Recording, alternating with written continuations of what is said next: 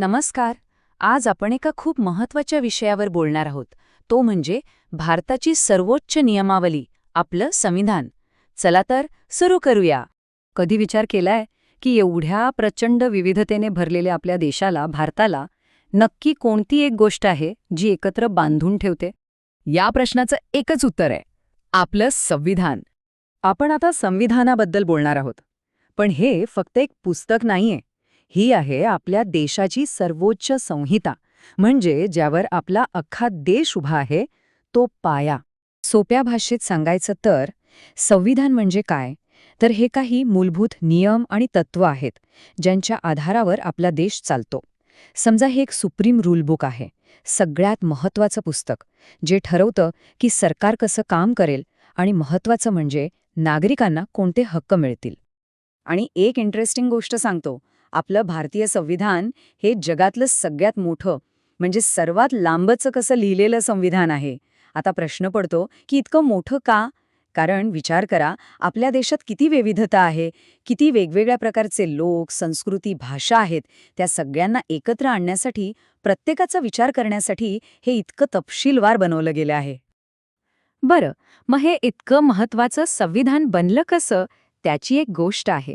चला पाहूया की त्याचा प्रवास कसा होता.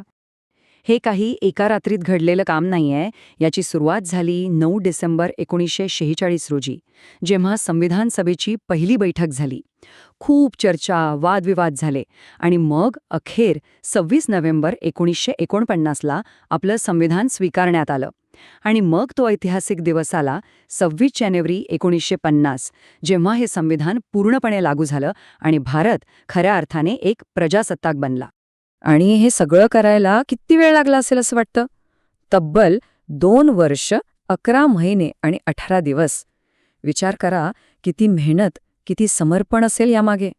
अर्थात एवढं मोठं काम काही महान व्यक्तींशिवाय शक्यच नव्हतं. संविधान सभेवर ही जबाबदारी होती. या सभेचे अध्यक्ष होते डॉक्टर राजेंद्र प्रसाद.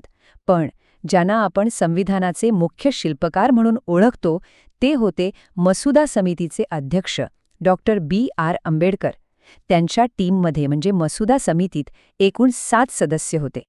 ठीक आहे, संविधान कसे बनलंय हे तर आपण पाहिलं.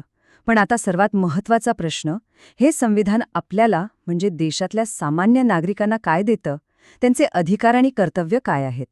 तुम्हाला माहितीये का की जेव्हा संविधान पहिल्यांदा लागू झालं तेव्हा नागरिकांना 7 मूलभूत हक्क देण्यात आले होते. पण मग त्यात एक बदल झाला.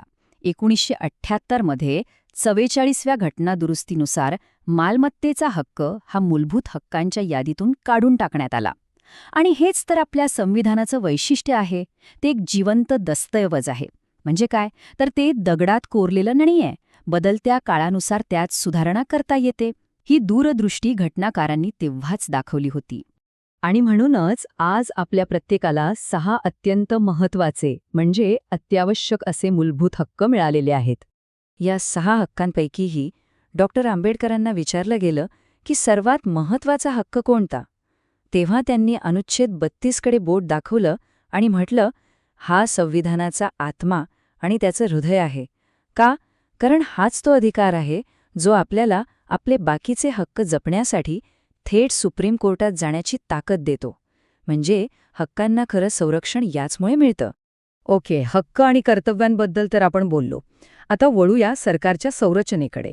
म्हणजे हे संविधान देशाचं सरकार कसं चालवतं, त्याचं इंजिन कसं आहे ते पाहूया. आपल्या संसदेचे म्हणजे पार्लमेंटचे 3 मुख्य भाग आहेत किंवा स्तंभ म्हणू शकतो आपण. पहिले भारताचे राष्ट्रपती, दुसरं राज्यसभा ज्याला आपण राज्यांचं परिषद म्हणतो, आणि तिसरं लोकसभा म्हणजे थेट लोकांचं सभागृह. आता ह्या दोन्ही सभागृहांमध्ये म्हणजे लोकसभा आणि राज्यसभेत काही महत्त्वाचे फरक आहेत.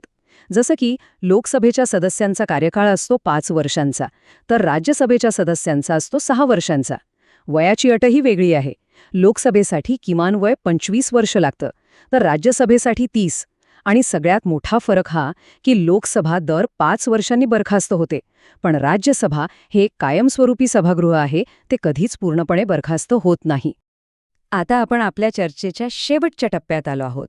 इथे आपण पाहूया की आपलं संविधान किती लवचिक आहे आणि त्याची संघराज्य रचना म्हणजे नेमकं काय. आपल्या संविधानाने देशासाठी एक फेडरल स्ट्रक्चर म्हणजे संघराज्य रचना तयार केली आहे. आता याचा सोपा अर्थ काय? तर कायदे बनवण्याचे सगळे अधिकार फक्त केंद्राकडे म्हणजे दिल्लीत नाहीत, तर ते केंद्र सरकार आणि राज्य सरकारांमध्ये व्यवस्थित वाटून दिले आहेत. पॉवर विभागली गेली आहे. आणि ही विभागणी खूप विचारपूर्वक केली आहे. संविधानाच्या 7व्या अनुसूचीमध्ये 3 लिस्ट आहेत. या लिस्टमुळे केंद्र आणि राज्यांमध्ये कामावरून किंवा अधिकारांवरून भांडणं होत नाहीत. पहिली आहे केंद्र सूची, ज्यात 100 विषय आहेत.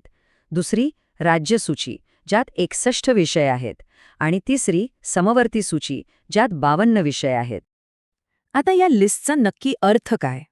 बघा, संरक्षण, बँकिंग, परराष्ट्र व्यवहार यांसारखे राष्ट्रीय महत्त्वाचे विषय केंद्र सूचीमध्ये आहेत. म्हणजे त्यावर फक्त केंद्र सरकार कायदा बनवू शकतं. मग पोलीस, आरोग्य, शेती हे विषय येतात राज्य सूचीमध्ये, म्हणजे ते राज्यांच्या अखत्यारीत आहेत. आणि शिक्षण, जंगलं, विवाह असे काही विषय आहेत जे समवर्ती सूचीमध्ये आहेत, म्हणजे त्यावर केंद्र आणि राज्य दोघेही कायदे बनवू शकतात. किती स्पष्ट विभागणी आहे, नाही का? तर संविधानाबद्दलची ही थोडक्यात ओळख होती. हे सगळं पाहिल्यावर एक प्रश्न नक्कीच विचारावासा वाटतो. आजच्या काळात आपल्या आयुष्यात संविधानाचा कोणता भाग किंवा कोणतं तत्त्व सर्वात जास्त महत्त्वाचं वाटतं, यावर विचार करायला हरकत नाही.